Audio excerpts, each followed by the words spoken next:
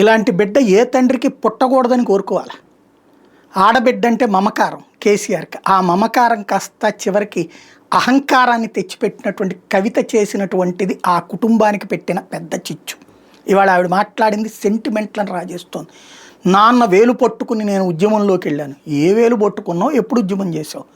కేటీఆర్ కవితల ఉద్యమాలు 2009 డిసెంబర్ తర్వాతనే వచ్చినాయి. ఓ రకంగా చెప్పాలంటే వీళ్ళిద్దరూ సీరియస్ యాక్టివిటీలో దిగింది చివరిలో. మొట్టమొదటి నుంచి ఉన్నోడు హరీష్ రావు, మొదటి నుంచి కేసీఆర్, హరీష్ రావు.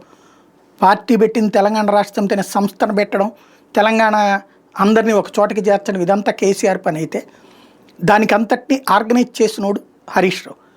ఇప్పుడు హరీష్ రావుని దొంగం చేస్తూ మా నాన్న అసలు ఆయన చేసిందే ఉంది, ఆయన పార్టీతో పెద్దగా సంబంధం లేదు, నేను మొదటి నుంచి పార్టీలో ఉన్నటువంటి దాన్ని, ఉద్యమాలు చేసిన దాన్ని, రాత్రి పగలు రోడ్డు మీద ఉందంట. ఏ రోడ్డు మీద టెంటేసుకు పడుకుంది ఈవిడ? ఏ రోడ్డు మీద పడుకునే కర్మ పట్టింది ఈవిడికి? విలాసవంతమైన జీవితాలు, ఉద్యమకారులు తలకాయలు పగలగొట్టుకున్నారు, చచ్చిపోయారు, తగలబెట్టుకున్నారు.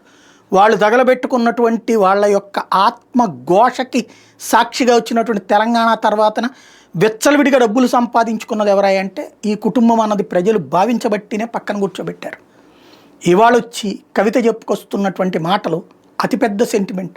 అన్నయ్య అన్నయ్య నువ్వు హరీష్ రావుని జాగ్రత్తగా చూసుకో అన్నయ్య, సంతోష్ రావుని జాగ్రత్తగా చూసుకో అన్నయ్య, ఇవాళ నన్ను దెబ్బ కొట్టేశారన్నయ్య, రేపు నిన్ను దెబ్బ కొడతారన్నయ్య.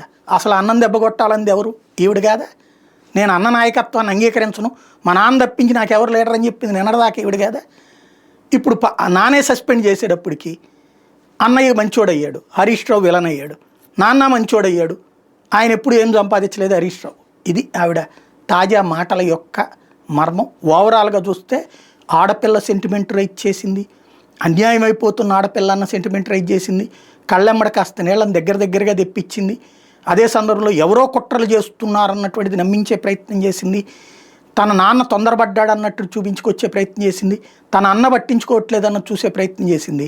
కానీ పార్టీని భ్రష్టు పట్టించి, పార్టీకి సంబంధం లేని విషయాన్ని తీసుకొచ్చి, పార్టీ కష్టపడి తయారు చేసుకున్నటువంటి ఒక భవనాన్ని బుల్డోజర్లతో కూలుస్తున్నానన్నటువంటి విషయాన్ని మాత్రం దాచేసింది.